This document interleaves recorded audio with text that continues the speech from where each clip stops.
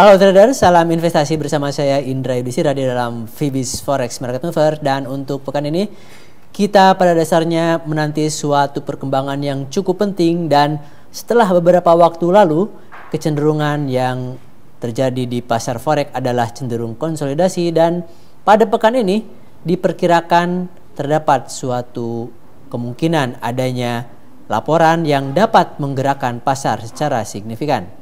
Namun sebelumnya mari kita lihat dulu data-data yang sudah masuk.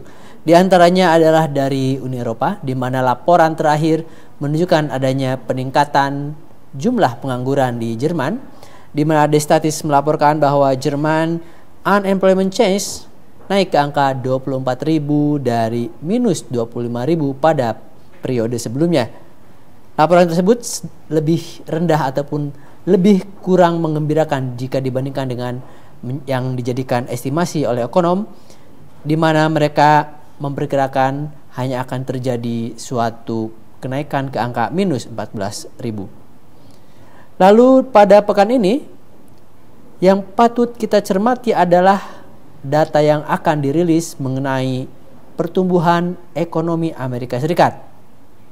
Dapat kita lihat bahwa sejumlah ekonom mengkhawatirkan adanya suatu pertumbuhan negatif pada ekonomi AS untuk kuartal yang lalu, dan diperkirakan akan menunjukkan angka minus 0,6%.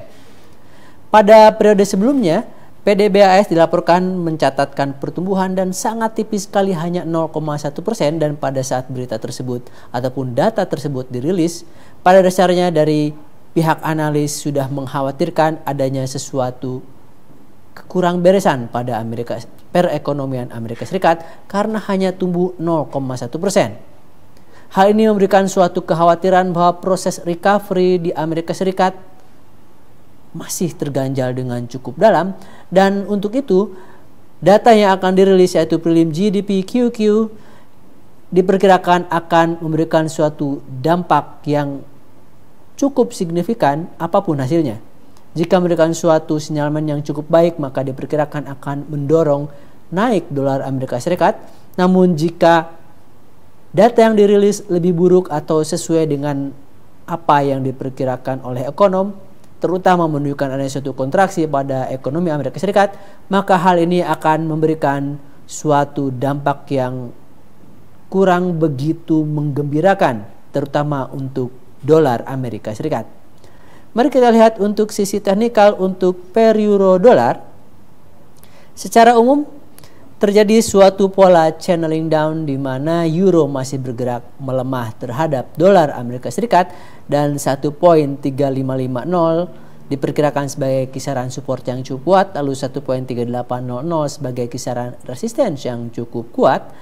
Dan kita lihat bahwa kami masih memberikan suatu prediksi bahwa euro masih akan bergerak bearish terhadap dolar Amerika Serikat terkait dengan beberapa tekanan secara sisi fundamental, dan meskipun terjadi suatu ataupun akan terjadi suatu laporan yang kurang menggembirakan pada ekonomi Amerika Serikat, kami duga euro masih belum akan menguat untuk pekan ini terhadap dolar Amerika Serikat.